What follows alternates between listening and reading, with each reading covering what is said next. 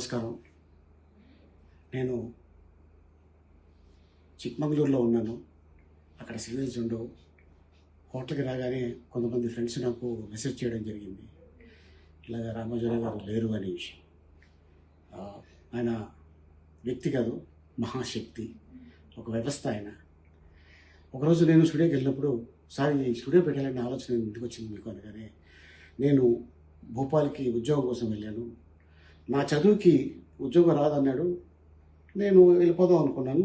కానీ అతను మీరు మద్రాసి, మీకు ఈ ఉద్యోగాలు రావు అని చెప్పడంతో నాకు కోపం వచ్చింది అని చెప్పడం జరిగింది. సో దాంతో ఆ కోపమే వారిని ఈరోజు ఇంత మహా వ్యక్తి శక్తిగా మార్చింది. నువ్వు ఇచ్చేది ఏంటో ఉద్యోగం, నేనే 100 మందికి ఇస్తాను.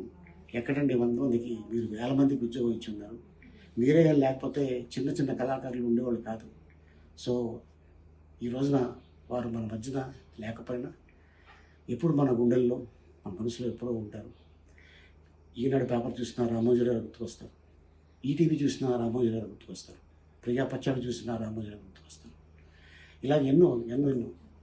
సో ఏది ఏదైనా ఈ రోజున మన మధ్యన వారు లేకపోవడం నిజంగా చాలా బాధాకరం. వారి కుటుంబ సభ్యులకి నా ప్రగాఢ సానుభూతి తెలుపుతున్నాను. నమస్తే.